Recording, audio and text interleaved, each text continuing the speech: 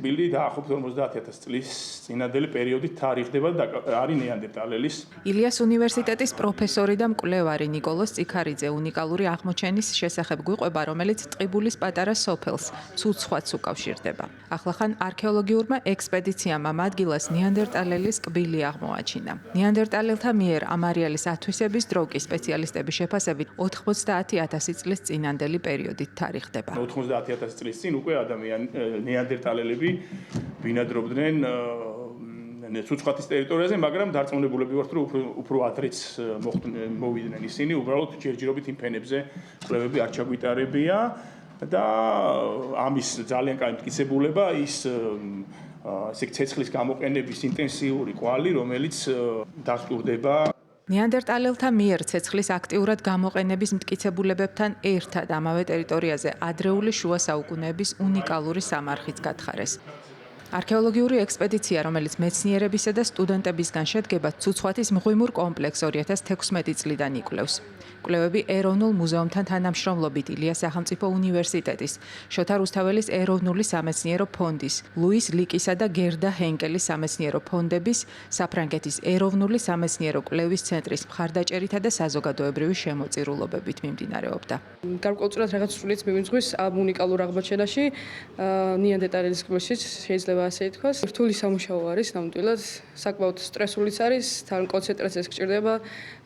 ზოგი სგონია, რომ არქეოლოგია ძალიან მარტივი პროფესია, მაგრამ რეალურად ესე არ არის, იმიტომ რომ რასაც ძეგლზე გათხრი, შემდგომ ისუდა შეისწავლა და მოკლედ შემდეგ შესწავლის პროცესი უფრო გაცილებით მეტად რთული და ინტენსიური სამუშაო არის. ძალიან კარგი გუნდი იყო და ბევრი რამე ვისწავლე ისეთი, რასაც დაუშვათ აუდიტორიაში არ ასწავლიან სტუდენტებს და ამ მხრივ ძალიან მოკლედ დიდი გამოცდილება მივიღე. რა თქმა უნდა, ეს კბილი ჩაბარდება საქართველოს ეროვნულ მუზეუმს, როგორც სხვა ყველა აღმოჩენილი არტეფაქტი და ძვლოვანი მასალა. წელს გამოაქვეყნეთ 2 სტატია, უშუალოდ ამ პერიოდზე მაღალ რეიტინგულ ჟურნალებში და ეს აღმოჩენა კი ჯერ ეხლა კვლევის პროცესში არის ეს კბილი და ასევე კიდე ერთი კბილი აღმოჩენილი ჩვენს მიერ. დღეს ნეანდერტალელების კვლევა ინტენსიურად მიმდინარეობს, მათ შორის დნმ-ის დონეზეც ესე გაშიფრულია დნმ-ის დიდი ნაწილი და შესაბამისად კავკასიაში არ მომხდარა ესეთი კვლევა არ ჩატარებულა და